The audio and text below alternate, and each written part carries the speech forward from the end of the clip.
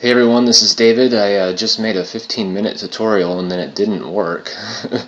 So I'm going to redo it from scratch again and walk you through how I set up one of these little gizmos to control some different morphs on Max the Mouse here. Okay, so let's just start from scratch. Let's delete the circle. Now this circle here is just a reference. It's what you snap your control circle to. Alright, so let's go over here and let's create a circle, about like that, and then align it to the big circle, that way it's right in the center. And we want to actually make this a position Bezier position. Alright, that's important, and that's the only really first step, preparation step you have to make. So now you click on you go to the reaction manager actually. That's under animation, reaction manager. And you want to add master, and that's the circle, transform, and position. See what happened last time, I think what messed it up was I clicked on position and it gave me more options and it said to pick the Bezier. So something got fouled up, I put it in the wrong spot, I don't know. So you just click on position, and now you have this here. You have the circle position, and that's our master. So we want to create slaves for this, and the slaves are going to be the morphs that the circle moves. So we go to our cheek squint left and our cheek squint right, and then we want to add two more, and these are going to be the eye squint left and the eye squint right. Alright, so now we have all four of those, and the reaction manager has created the reactions up here, and then this is what happens. This is like the values and the strengths and everything that you control. So it's saying all the values right here. It's kind of confusing because they have two lines for each one. So it's saying state 1 is 0, state 2 is 0, they're all 0 for all the four different morphs. So when it's in the center, in this position, it's reading no information. So now we take this circle here and we go up to our transform type in, which is under edit, transform type in, and we want to move in X, which is left and right, and Z is up and down. We want to move 4 units to the right. And then in Z, we want to move 4 units up. 4 units up. Oh, it's Y. Okay, Y is up. Never mind. 4 and Y. Z was up for me earlier, so that's kind of strange. I know in perspective, but when I was in, that has probably something to do with that position thingy. Alright, so when it's in the upper right, we want to have the eye squints happen when you move to the in the upper direction. And when you move down, we'll have the cheek squints activated. Alright, so this is going to be the left side.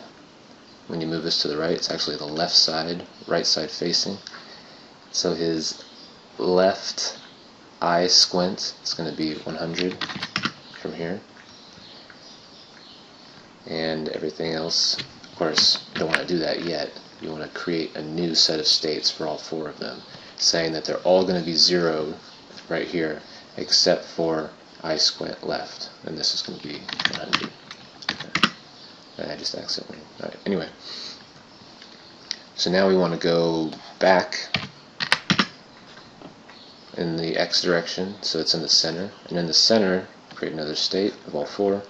In the center, we want to have both eye squints at 100.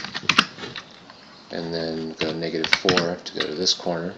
It's all in increments of 4 all the way around the circle here. And then create another one. And then from here, we want it to be the opposite. We want the eye squint right to be 100, which is already over. And the eye squint right to be, yeah, okay. So now when we move this around, we go back to center, go up, and they both squint, and then we move left or right. And it does that.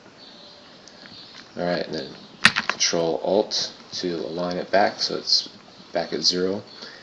Now let's go to X, which is left and right, and we'll do -4, and then Z, up and down, -4. Keep forgetting it's Y again. Okay.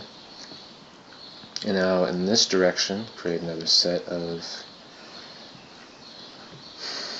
reactions. And it's now in the lower left, so we want the cheek squint on the right side. It's the right eye. 100. And then we're going to move it 4 in the x-axis and create another state. And we want both cheek squints to be 100. And then we're going to move it again over to this corner, create another state, and 0 all of these out except for this side here, the left cheek squint will be activated. So now when we move this around, we can control the eyes squinting both at the same time and the cheeks squinting both at the same time.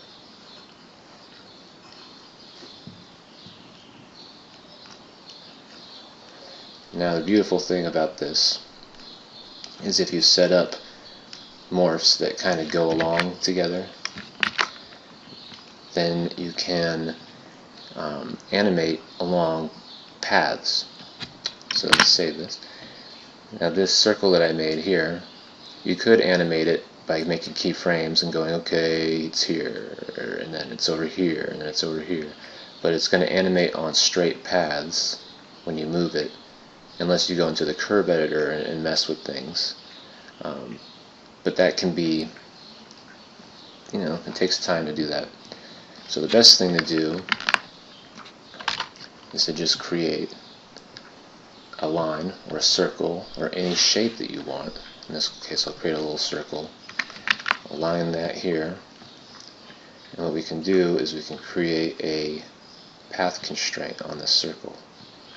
Now as it moves, you can see that it interpolates as it moves along the circle. Now this may not seem like that big of a deal for this one, like why would you want to do that? But on this one down here, I have the jaw open when you move down, I have him chew when you move up, and his jaw moves left and right. So you could set up like little mini circles and you could label them, and an animator would only have to turn on certain animations, but you could have one over here that looks like he's chewing just by moving a circle.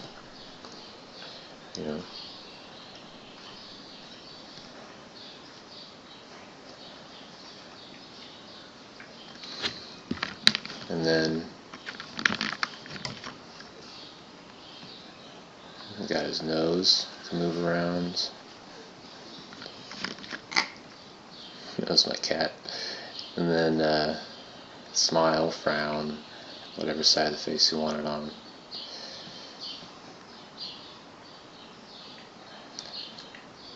But it really gives you, a very, very easy and quick way to keep your character looking interesting with a lot of variety, and this way it makes it easy to do. Okay, so that, oh, look at all those morph targets. Let's turn those off for a second.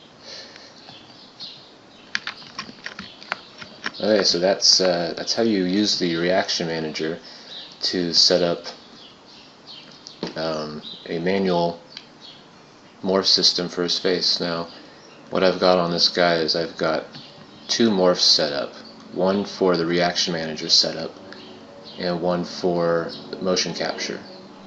That way I can import motion capture on this layer, and then I can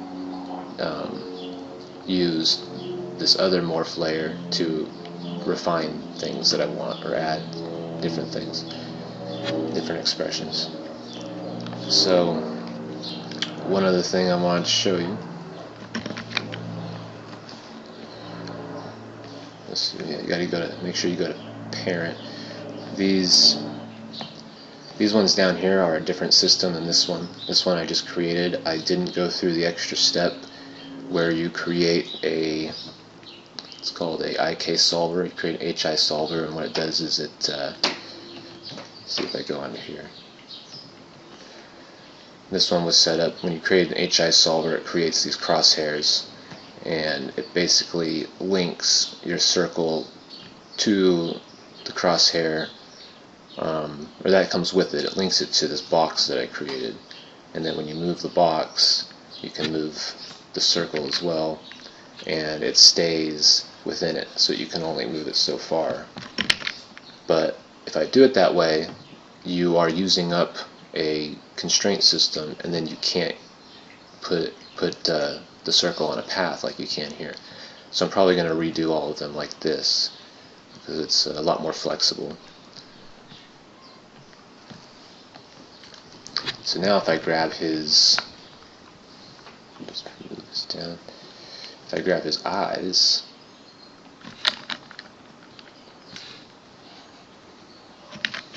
show you, when they move around,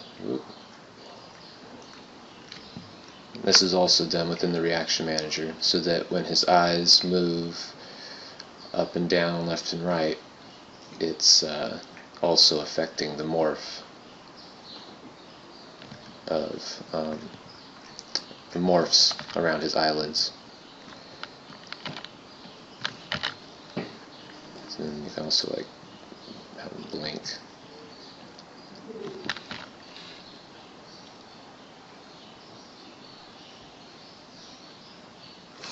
Alright, everything's coming together, and I'm going to be starting production on the cartoon, the actual cartoon, The Last Mice, real soon here. Let me go into... Oh, I'm not connected to the internet at the moment. But anyway, thelastmice.com. I also, if you go there, there's a bunch of links that show off all the different social network sites I'm putting together to promote the cartoon.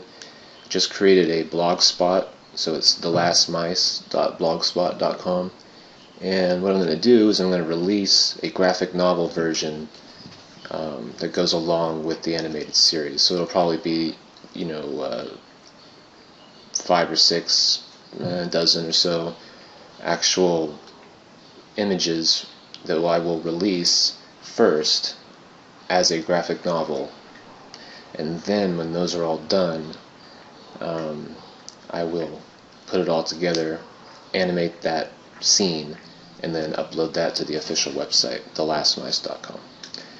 So you'll be able to kind of read and see what's going to happen before it actually happens. And it's kind of a cool way for me to set up a storyline or a storyboard to work with. Makes my job a little easier and more sane. And that's my tutorial for today, so I will see you all later.